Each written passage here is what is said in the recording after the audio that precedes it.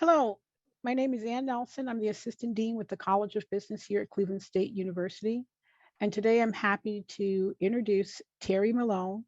He is our first speaker in the series of the Business Diversity and Inclusion Week here at the Monte Hoosier College of Business. I'm very happy to have the series return to the College of Business, and hopefully next year we will be back on campus. And so our first presentation today will talk about STEM and women and minorities in technology. And so I would like to turn it over to Terry Malone from FirstEnergy. And I'd like to thank you, Terry, for taking the time to speak with our students. And I also would like to thank all the students that's online for attending today's first series. Terry, the floor is yours. Good morning, and thank you, Ann, for inviting me to spend some time with you and the students this morning. I look forward to having a dialogue that I hope will be fruitful to all of those participating today.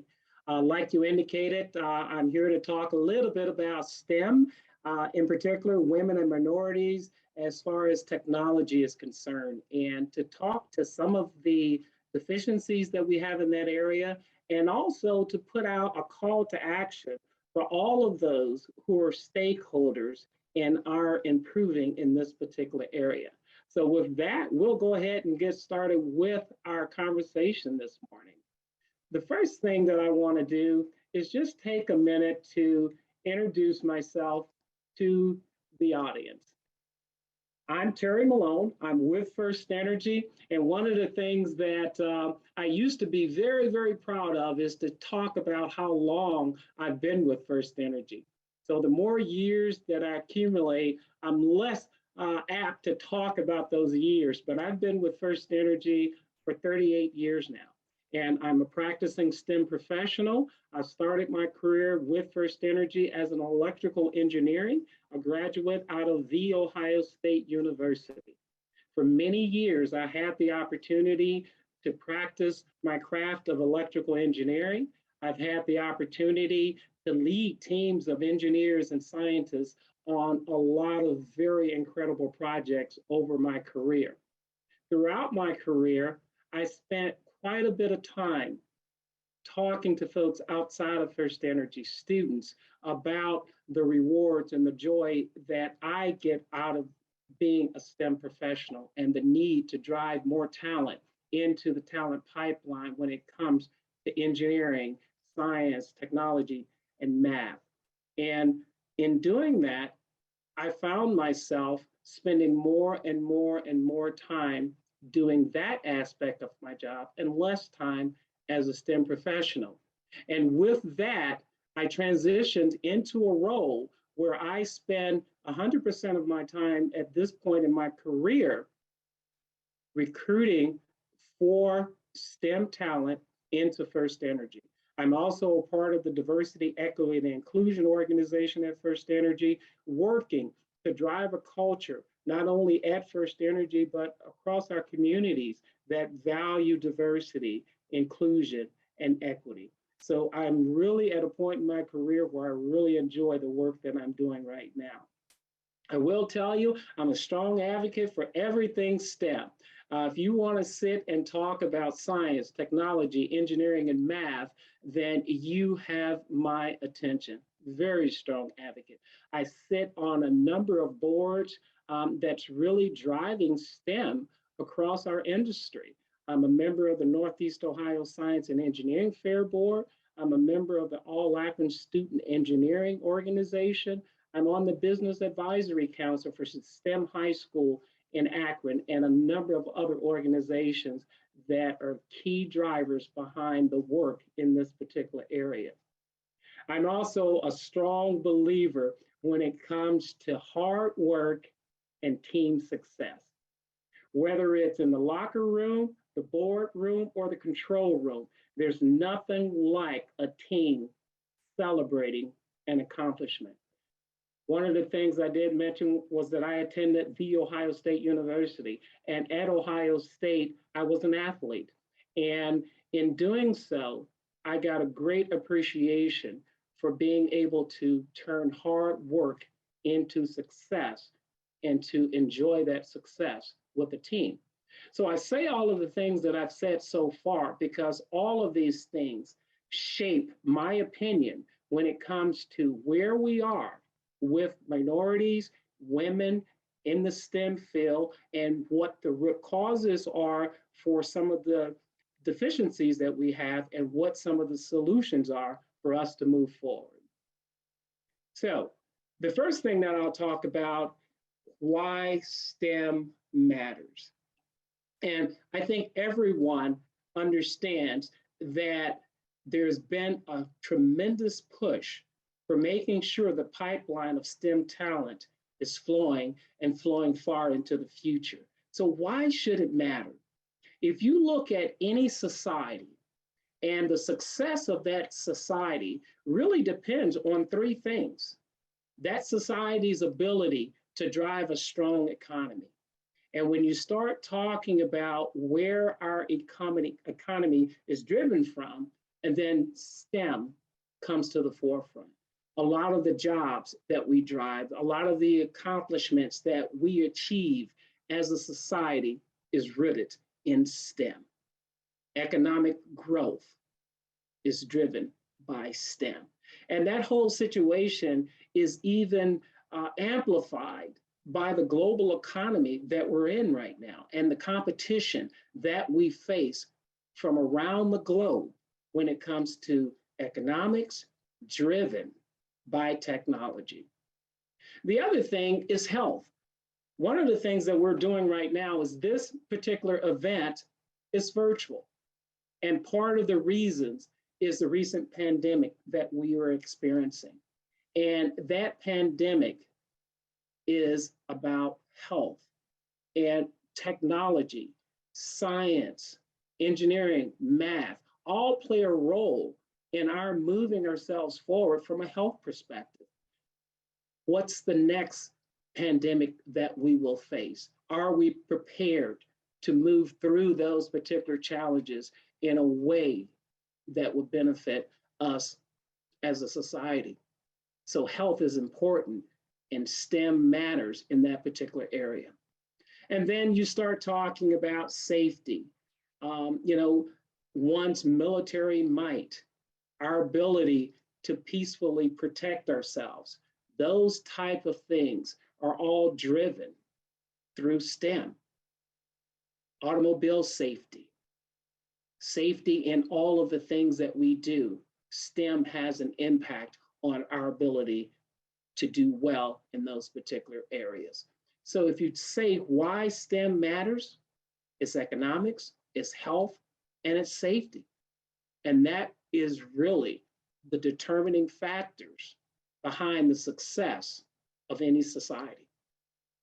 So let's talk about the occupational outlook when it comes to STEM and other related jobs.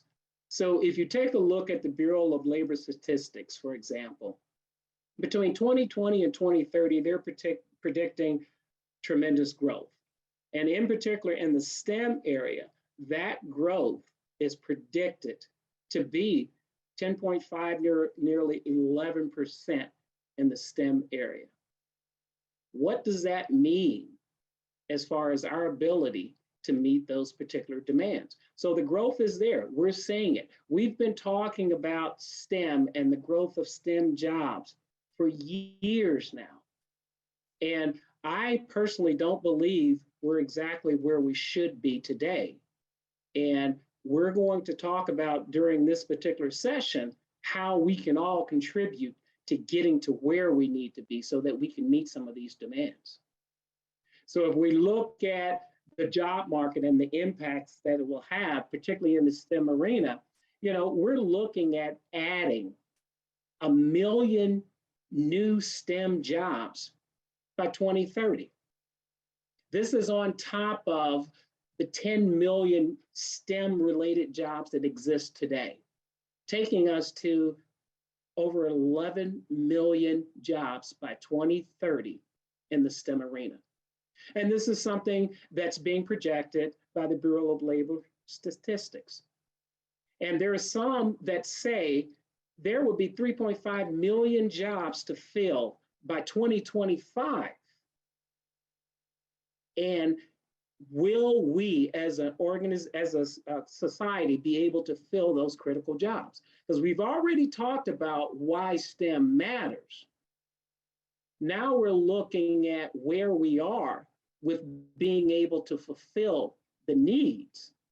And the question simply becomes, are we ready to fulfill those particular needs?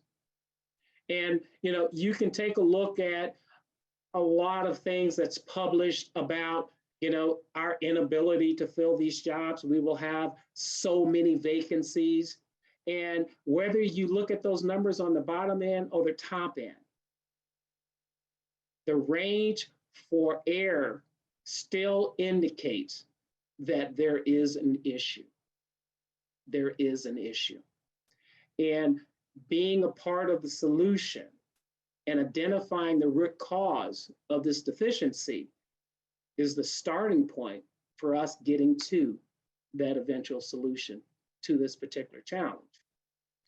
So, what's the bottom line when it comes to STEM and the challenge that's in front of us? Meeting this increasing demand is going to be a challenge. It's going to be a huge challenge. But I firmly believe that if we understand the root cause of the problem, then we can meet this challenge. However, it will take the involvement of all of us in order to overcome the challenges that's in front of us. That's the bottom line. And we're going to talk about some of those root causes in a context that says, where are the opportunities for us to meet this challenge? And when you start talking about diversity, then there's an intersection between the root cause of the problem and the adoption of diversity, equity, and inclusion as a practice that we all embrace. That intersection is really one of the ways that we can meet this particular challenge. And that's what we're going to talk quite a bit about today.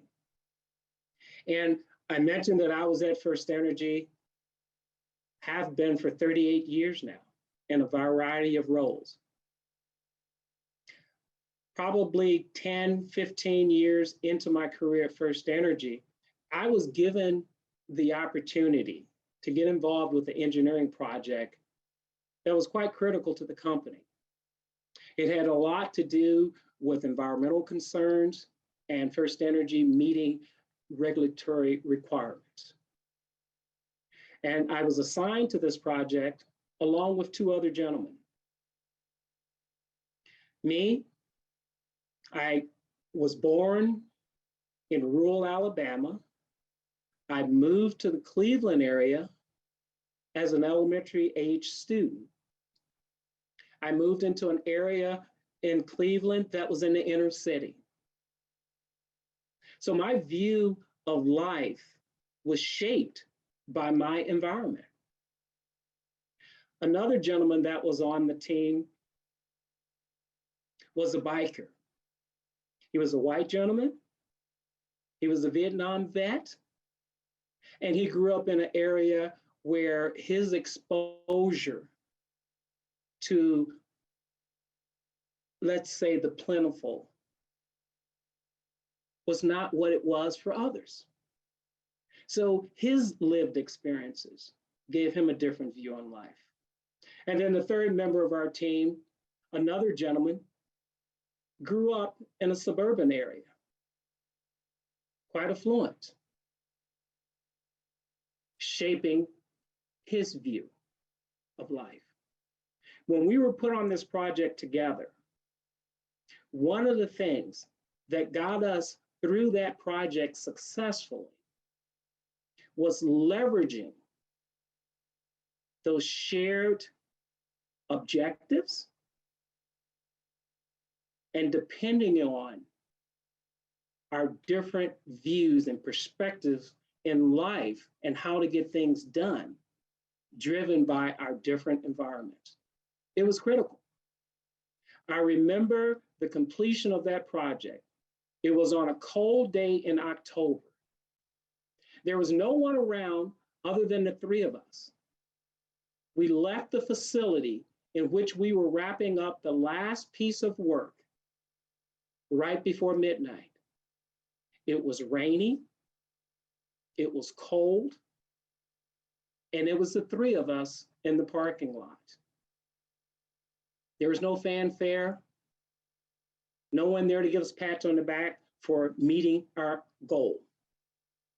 But what we did in the rain, we hugged each other, we supported each other, and at that particular point, we realized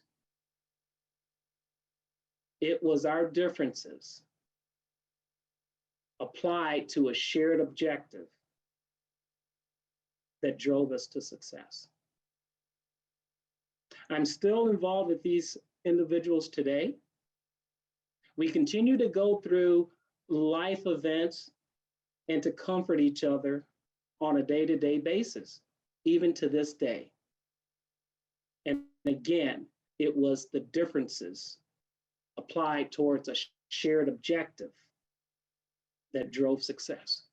And that's what it's going to take for us to move through these challenges when it comes to making sure that as a society, we're in a position to meet the challenges of keeping that pipeline full of STEM talent. So let's start by taking a look at the workforce and seeing where we are.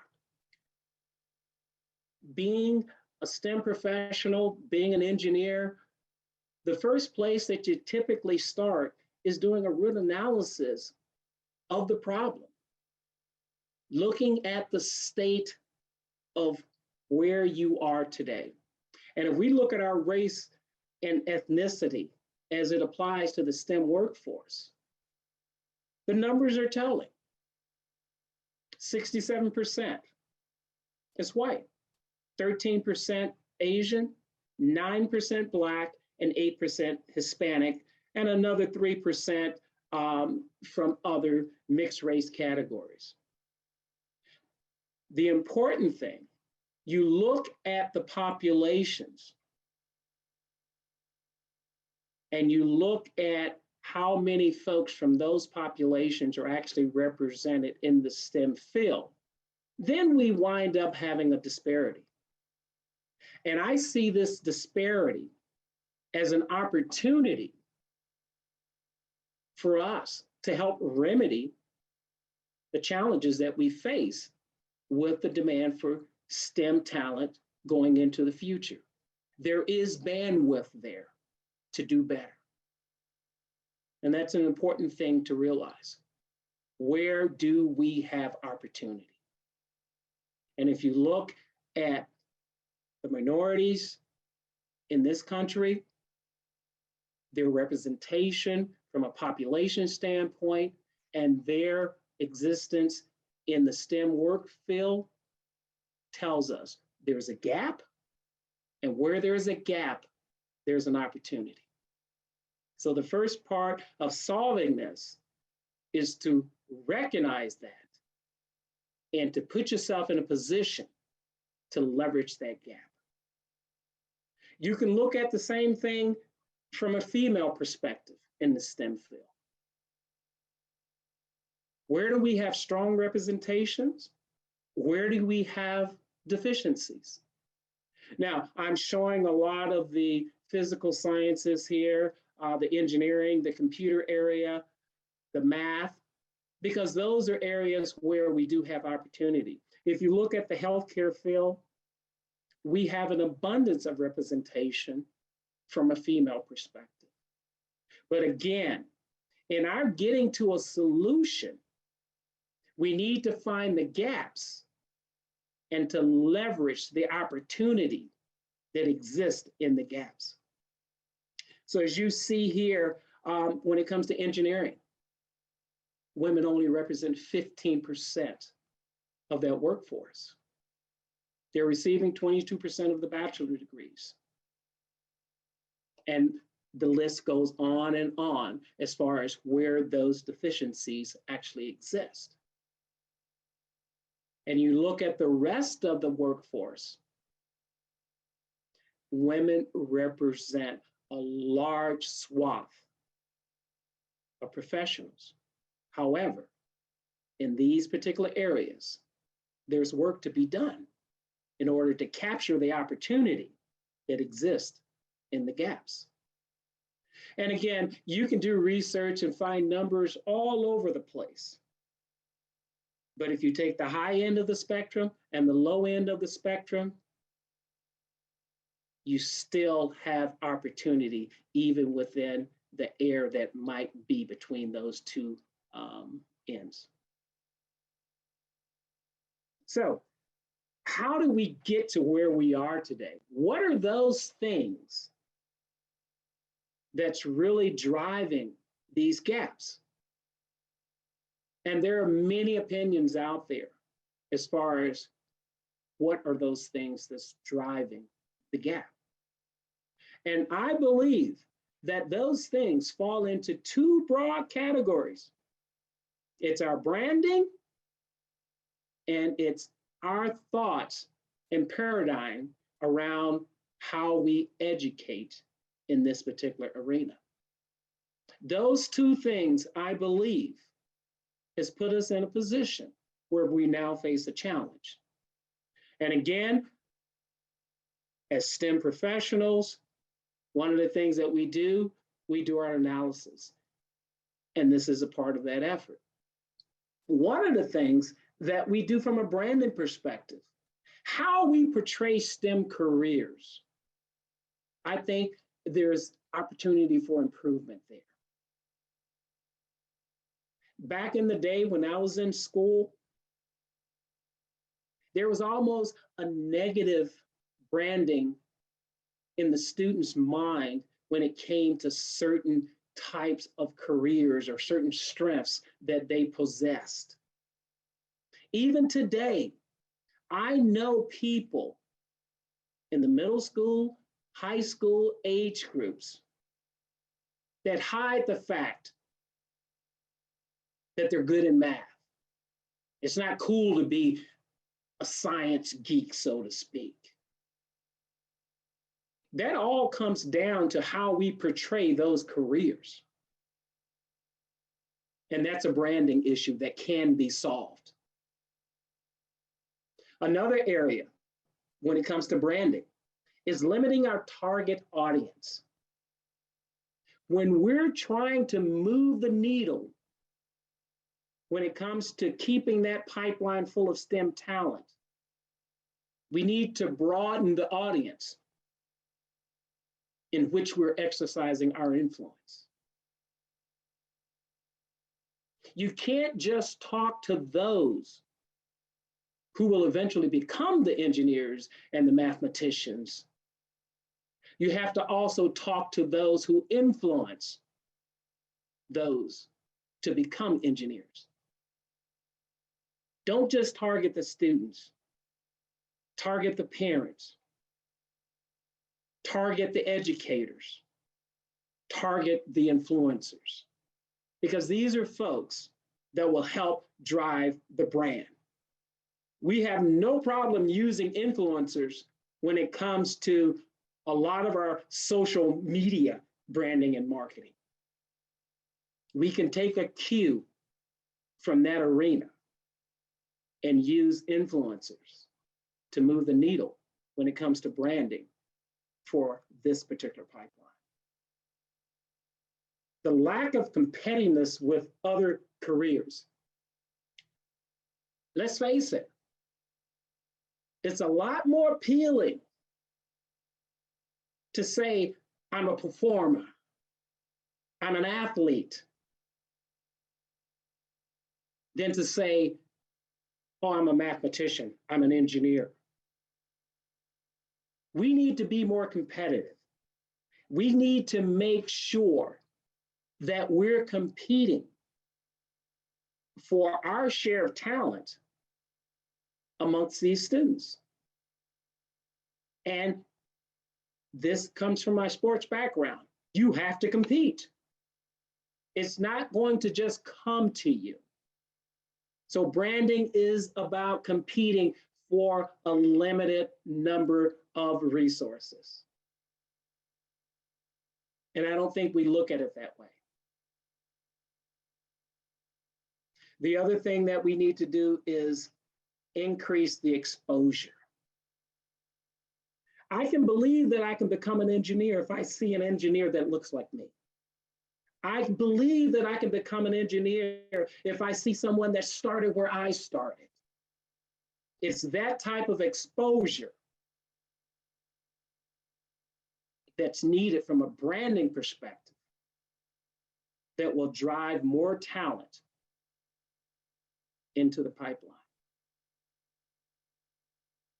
So there are some areas that we can improve when it comes to branding. It talked about how we got here. And we need to change our thinking.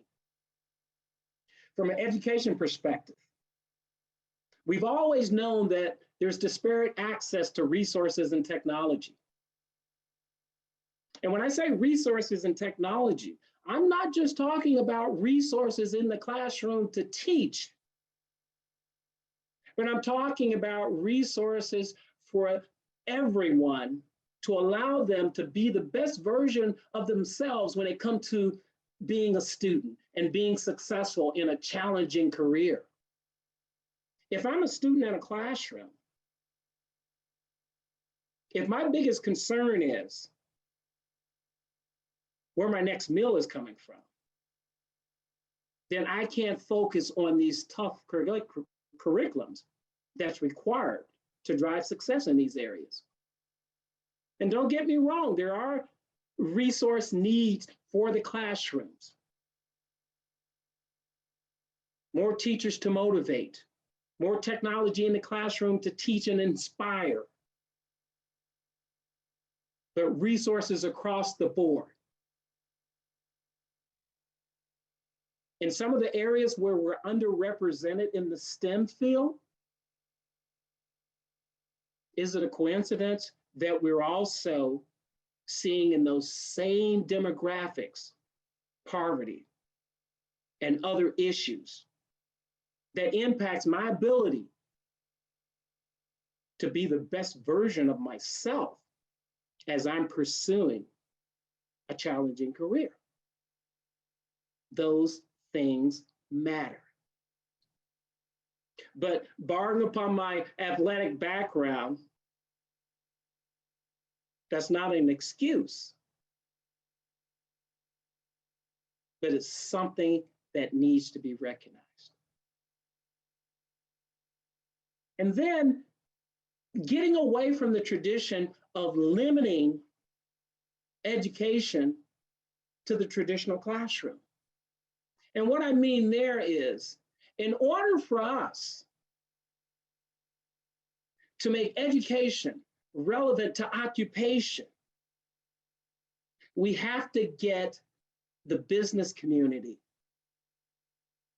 the benefactors of these talented STEM professionals in the game. It has to go beyond a simple sponsorship as a business in order to be a part of the education process. What meaningful experiences are we giving to the students to reinforce the education piece? How are we partnering with the teachers to make sure that what's being taught aligns with what's needed in the workforce? So we have to take the education piece beyond the traditional classroom. The other thing is channeling of students. We can't look at a student's demographics or dimension of diversity and channel them away from STEM. Assume there's a lack of capability based on misguided perceptions and stereotypes. we can't do that. The other thing that we're finding, certainly our gauge of academic success uses grade point averages, test scores, and different things like that. And those tools are necessary. However, when you look at one's aptitude to be innovative, to drive value in the STEM field, we need to broaden what we're looking at as far as characteristics that will allow you to find a place in that STEM pipeline. Conflicting priorities for educators. I'm a firm believer that if you're going to drive talent into a particular area, a part of that effort is all around motivation and inspiration. Our teachers, our business partners, we all need to motivate. And if you don't have the time and the energy to motivate due to competing and conflicting priorities, then you wind up sacrificing that critical component of a child's success in a given area. A great leader, and I view every teacher as a leader, is able to convince every student that they can do more than they believe they can do. And it's that convincing, that hope, that sustains that student through the rigors of what it requires to be successful in a challenging area. And I just think our educators are stretched so thin in so many different areas with so many conflicting priorities that this has taken a back seat. They're burnt out, and we just don't have that anymore. Not to the degree that it's going to take to keep that pipeline full. And certainly there are many other reasons that we find ourselves where we are. But most of them can fit in these buckets. And again, being a good STEM professional, doing the analysis so that we can drive solutions. So if we take a look at the adverse impacts of these gaps that exist, what are they? Well, one, we're going to have unequal access to opportunity. I believe that reduces innovation. And I believe that that leads to missed opportunities. And when I say missed opportunities, I mean missed opportunities from a societal standpoint. You don't judge solely based on a problem and a fix, but you also judge based on lost opportunity. And for those in the financial world, they've been doing that for a long time. I think we need to look at technology and the advancement of society in that realm from a missed opportunity perspective as well. And being from the DE&I space myself, I believe that everybody deserves the opportunity to work hard and compete for a career in STEM. Everyone deserves that opportunity. And the thing here is, it's about the hard work and the fact that you're competing for an opportunity. But no one should be denied that opportunity. We need to identify those things that are barriers to entry and address those things. Because if we don't do that, we're not getting the broad representation that I believe is necessary to drive extraordinary innovation. It gets back to that little story I told you earlier about the two gentlemen that I worked with on that project. And the fact that we came from different backgrounds was a benefit to us and our ability to drive success.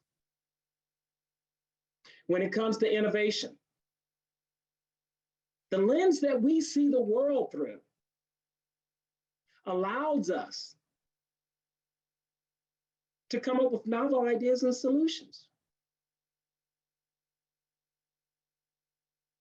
Purity of material, homogeneity is not always a great thing.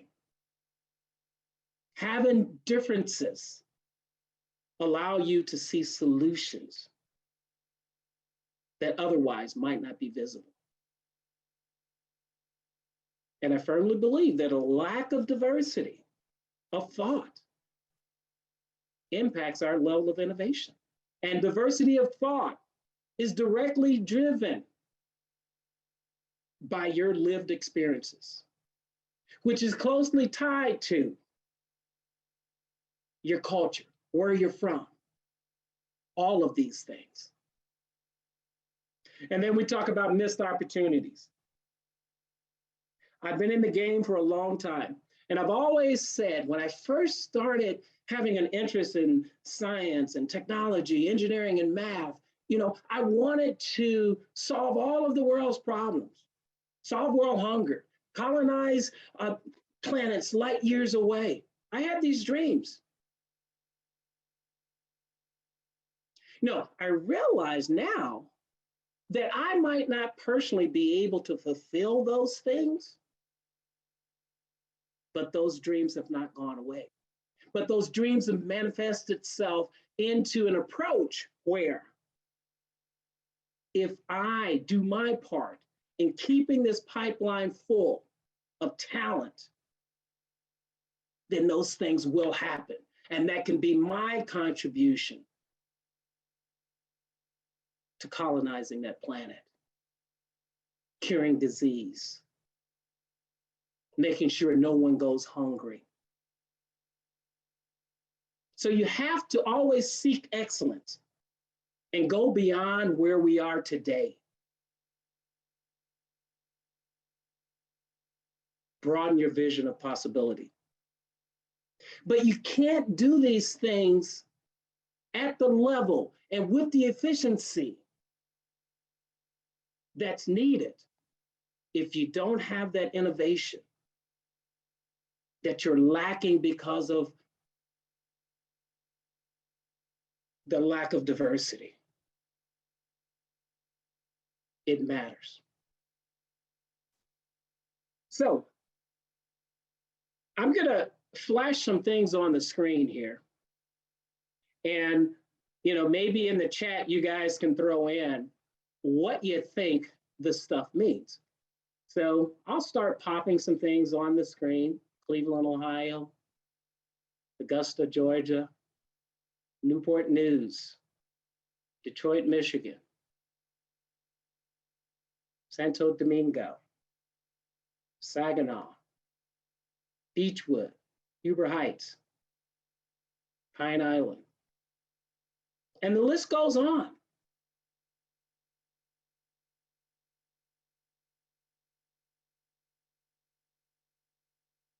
So what does all this mean? And what does it mean to you? Well, I'm a big sports fan, and I was super excited by the success that the Vikings had this year on the basketball court.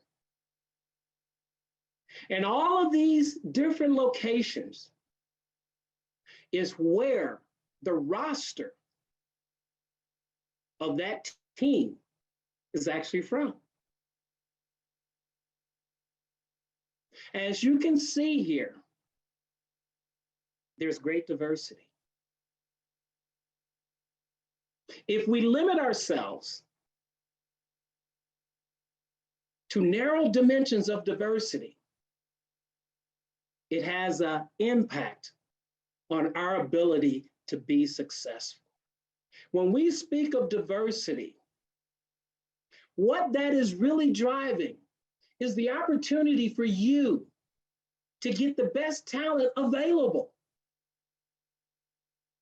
Chances are, if we were to make a slight change to that roster, implement a limiting rule that says you can't have any players from the state of Ohio, they all disappear. That team is probably not as strong as it was when you gave yourself the spectrum of choice that spanned many dimensions of diversity.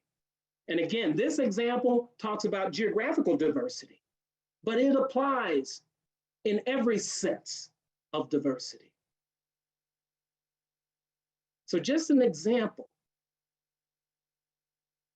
about when we expand and broaden our spectrum of choices, we give ourselves greater opportunity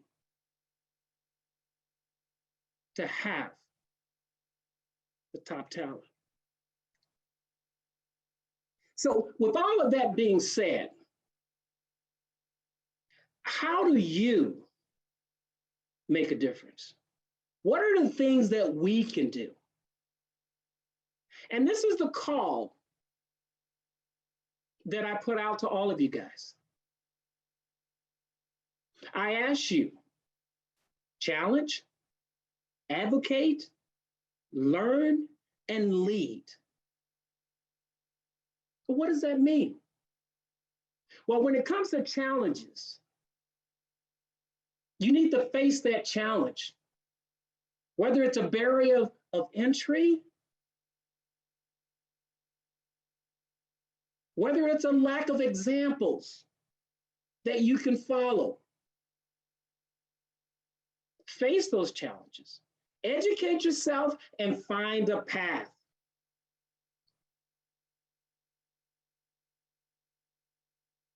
Take strength. But I believe in order for us to get to where we need to be in this particular area, in many aspects of life, facing those challenges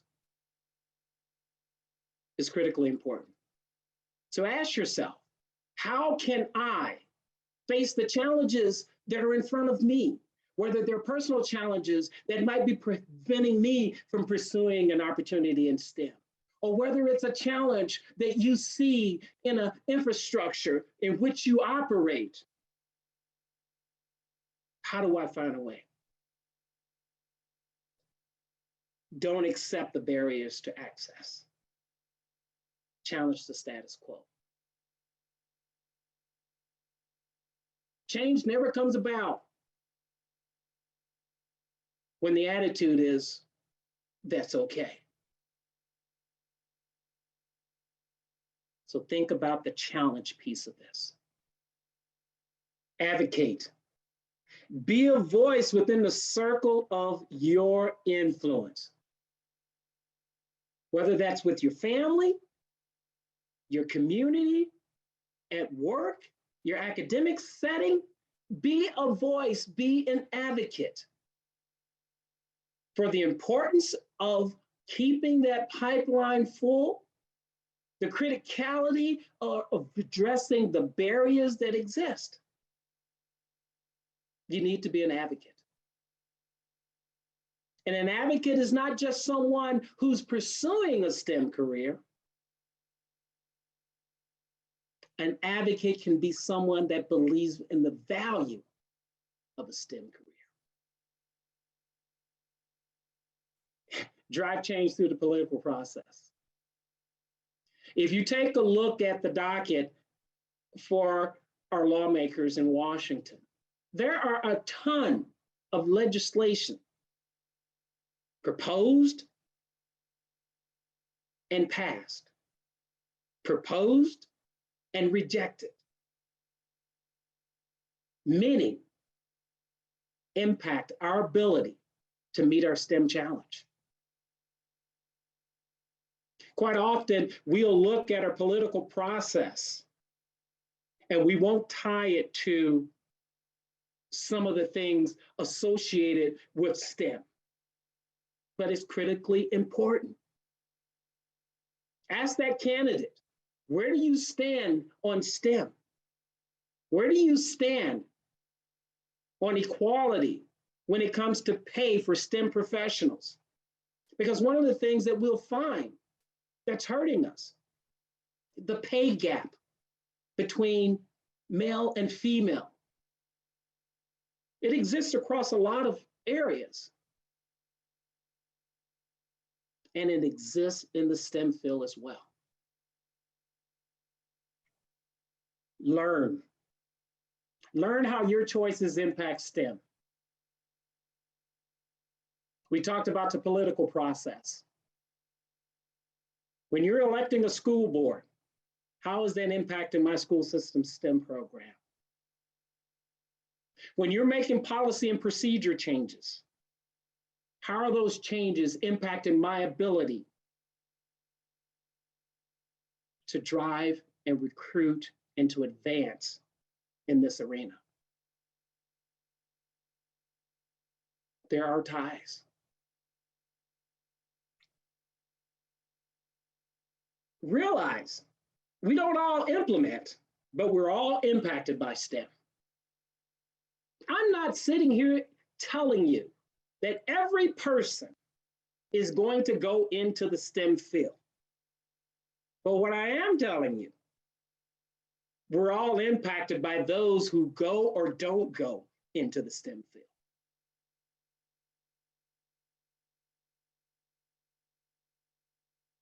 And then the last thing is to lead. Take ownership and lead the way to a stronger STEM-based society.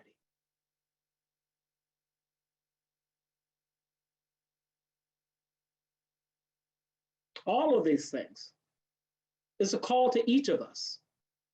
I'm sure I have those in the audience who are in the midst of pursuing a STEM career, those who are considering a STEM career, and those who won't pursue a STEM career. However, this call is for each and every one of you to make an impact. I want to put myself in a position where I'm able to look across my community, my country, and say we're a STEM-based society. We're a society that's going to prosper, and we understand the role that STEM plays in that prosperity. And I believe that can happen. I believe that can happen. I appreciate you guys allowing me to share some of my thoughts. I told myself when I put this presentation together that I wouldn't go into tons of numbers and statistics because that's available to all of us. But again, coming from our athletic background at The Ohio State University, I believe success is driven from within and is fueled by our vision for success. All we need to do is establish that common objective, leverage our differences for that eventual success. So again, Ann, I appreciate you allowing me to speak with the group today.